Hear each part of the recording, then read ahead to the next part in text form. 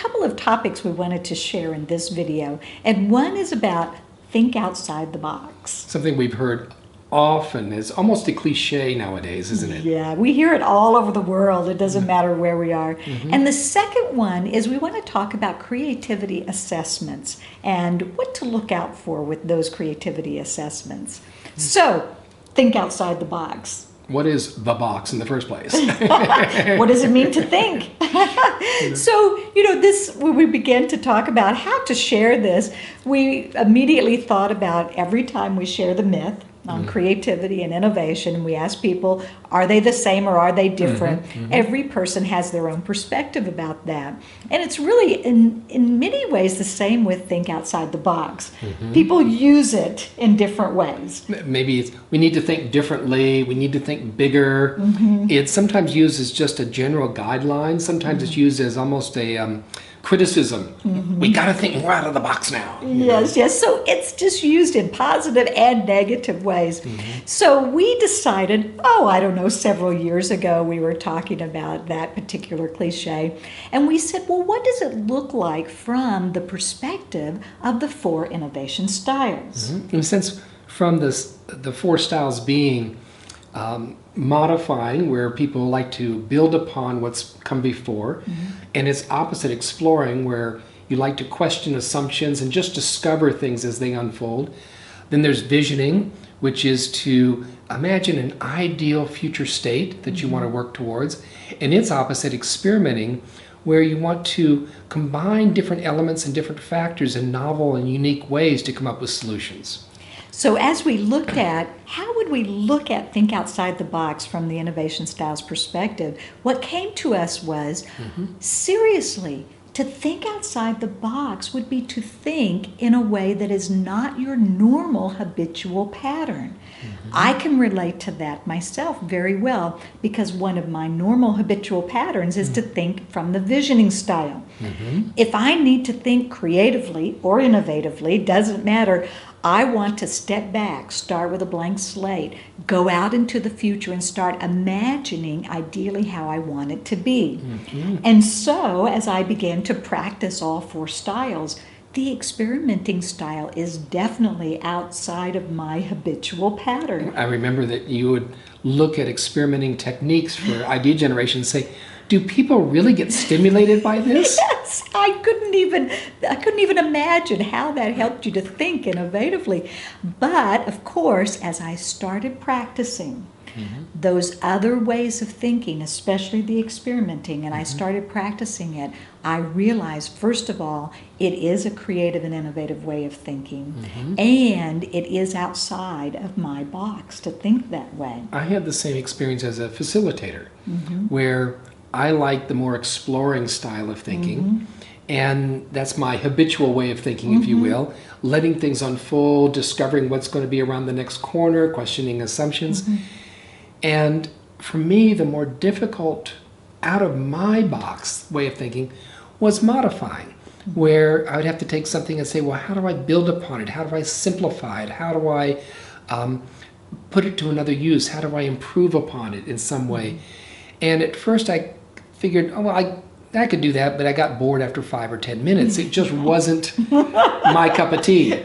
And yet it was a skill I had to have, because when I was facilitating, I had to make sure that those in the group that liked that way of thinking, that I would offer them ways of working in a particular project that brought that way of thinking out. Brought out the best. Brought out the best of those people. But that was your thinking outside the box.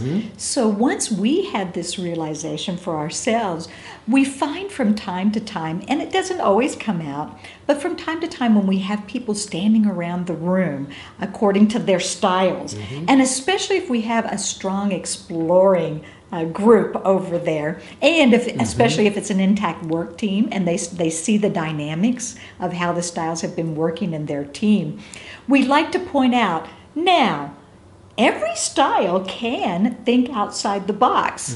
What does outside the box mean?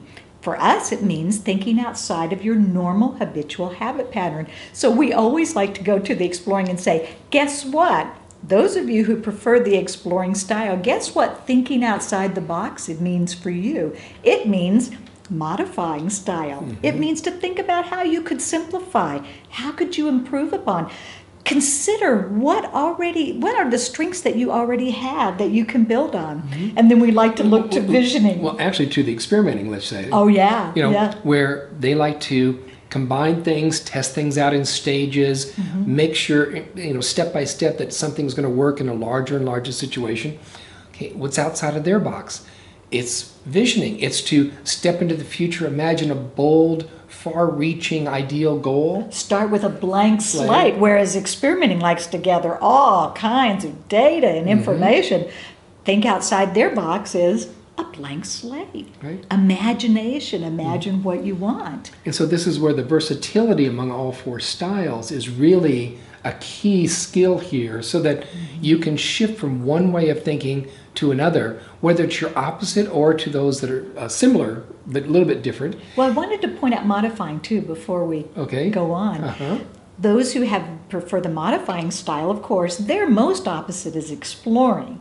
And sometimes it's a little, kind of like me with trying to figure out how to think with experimenting. Sometimes it's a little confusing, how do I think more exploring? And so we help them to see that they can think more exploring by questioning things. Why are we doing it this way? Why are we doing it that way? For example, in one exercise we give people around redesigning the dashboard of a car. Okay, one of the core assumptions of a dashboard and the mechanisms of driving a car is that the steering wheel is round. So we ask the modifying people, suppose for a moment the steering wheel could not be round. It could be anything else, but not round. What would you do? Well, that's opening up the exploring way of thinking. Right. And demystifying it, really, to help people understand what that kind of thinking is. I think one of the things that we've learned from all of this is that the notion of thinking outside the box really means think outside your habitual way of thinking and your habitual way of perceiving. Now, normally we think of that as just, we need bigger. But it's not necessarily bigger. It's being more versatile with all four styles. Exactly. So for us, our definition and looking at think outside the box through the four styles, we find it to be much more strength-based, much more affirming and empowering, and actually does help people by becoming versatile, learning all four styles, learning the techniques of all four styles. It really does help people to think outside the box. And if anyone has that notion that the exploring is the only style that thinks outside the box, it kind of pops that little balloon and says, no, exploring is not the only one who has that ability to think outside the box. In fact, they may not from our way, from our definition. But that all four styles, and therefore everyone has that capability in their own particular way. I have to just tell one funny thing. There was working with an intact team, and one of the senior managers of the team was highly exploring. And there was another pretty senior person who was also highly modifying. And they were up around the room, and we saw, everybody recognized, of course, those differences. And I was using those two as examples because they were very open to that, and I had developed a relationship to be able to use them.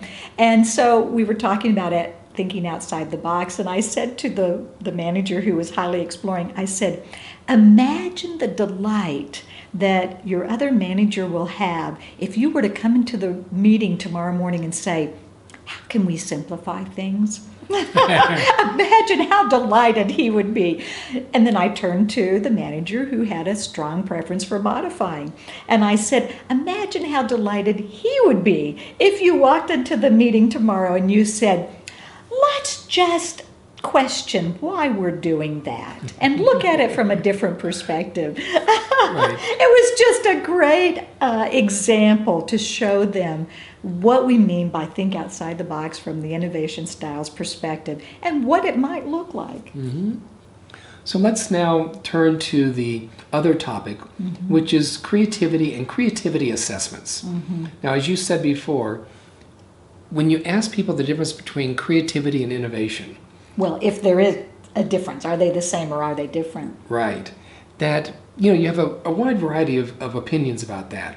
And we believe that it's wise to make a distinction that creativity is the new and novel ideas, innovation is putting those ideas to work.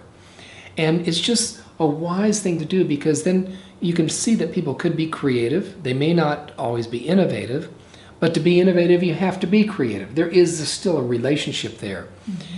But the default for creativity, is it's important to bring out, because most people think of creativity as being like wild, unique, out-of-the-box ideas, going back to out-of-the-box. They think it means just the big bang breakthrough ideas. And then you get to creativity assessments that are based on that assumption in some ways. And you start getting assessments, and you find them online, you find them all over the place, a lot of academic assessments. But what they do is they ask questions to determine who is higher as a creative person and who is lower. Are you more creative? Are you less creative? And that causes problems. Yes. So what we wanted to share with you is that, again, as you know, our approach is strength-based. We start with where people's strengths are, and then how do we build from there. And so we've actually had numerous experiences where we've been working with people in a workshop, and they've been especially defensive and reactive from the very beginning. And when we inquired further, especially at breaks or more personally, we've discovered that they were given one of these creativity assessments which labeled them with a number. And that number was considered they were highly creative or not highly creative. And we discovered with those people that they were given one of those assessments, they had a low rating, and they were pegged as not being creative. And that label has a self-esteem question to it. It has a group esteem, if you will, to how people see them, and can actually have career implications. If you get pegged in a team as, okay, you're on the side bench, we don't need you right now, we need creative people. Yes. We found a free online creative assessment, and we decided to go take it just before making this video because we wanted to have an experience, because we knew it was going to be one of those high-low with a number. And so we took it. Now, actually, this assessment had some very nice questions. It even had some very nice points at the end, but it did give you this number. And I was saying to William after we took it, I said, imagine if I were the head of IT, which I was in the 1980s, and I found this free online assessment. I like fun things like that. And what if I told my team, I've got a team of 10 people, let's say, and I told them, hey, I want you to go get your online assessment and bring it back, and we'll talk about it in our meeting tomorrow. So everybody goes and does it. They come into the room. What am I going to do with the person who has a 32? I have a 75. What am I going to do with the person who has a 45? A person who has an 85? The 85 is probably a troublemaker. That's probably definitely a troublemaker. And so, it's, again, especially if I'm just a manager, I'm not even a facilitator. I don't even know how to facilitate necessarily a strength-based conversation. But you know what? It doesn't matter. The moment anybody sees those numbers, they're going to automatically make a judgment of themselves or of another person. And so we recommend that please do not use creativity or innovation assessments that give people a rating at the end as to whether they're low, medium, or high. In fact, the one that we took online the other day was very nice. Excuse me. Very nice in terms of having a number of dimensions it measured. And if it simply stopped there in saying, here's where you have some strengths, here's some other dimensions of creativity you could develop, that would be such useful information. But it was when they tabulated a final score saying you are now high creative or you are low creative. Yes. That's where the damage can be done. Right. And guess what? We're about to write an email to them, and hopefully, because it was actually a very nice assessment and it was free online, to us, a good assessment is an assessment that generates positive, insightful conversations. Uplifting. And this could be that if they were to just make a shift. I actually made that shift with my results. Well, you've watched me. I said, okay, I'm good at these areas, or these are my preferred areas, which I feel good about. These are the areas I need to be more aware. I need to develop more versatility. As soon as I saw the assessment from that perspective, I was like, cool, now I got a high score, so I could be puffed up about that. But still, a high score What does that do for me? It puffs me up. A low score makes someone feel bad. It furthers that divide between the haves be creative and have nots. Which actually then fights against the need of the day, which is that being creative and being innovative is no longer a specialist's domain. Like, okay, we have a few creative, innovative people over here, and the rest of us get to implement whatever they throw over the wall. Right. Instead, the need of the day is to recognize that being creative and innovative is a core competency needed by every single person. We saw this years ago in the total quality movement, where we saw that every person from the floor sweeper to the CEO had the capability of giving creative and innovative ideas for improving quality. In the same way, we want to make sure that we bring out the innovative and creative strengths of every single person, and really focusing on what's going to uplift that and really bring out the very best of everybody. While we're continuing to develop the competencies that they need in order to be innovative, think innovatively, and act innovatively in their everyday work. And this is where the innovation styles, if I can just draw a parallel, with the 4 innovation styles, every one of the styles is a way to be innovative. To think innovatively. And so the question shifted from are you innovative to how are you innovative? In the same way, we want to shift this creativity conversation from not are you creative, but how are you creative? That is a strength-based shift. And what supports you to be creative. We have a module on natural creativity, and that's why we actually decided to have a specific module on creativity, is because it's in many ways a different conversation than innovative thinking. And so the question is not, are you creative? How are you creative, and what supports you to be creative? Exactly. Internally and externally. So we hope this has given you a couple of new insights about thinking outside the box and the use of creativity assessments. Not using creativity assessments. And to be able to be judicious and wise in how you approach that, from a shift of are you creative and innovative to how.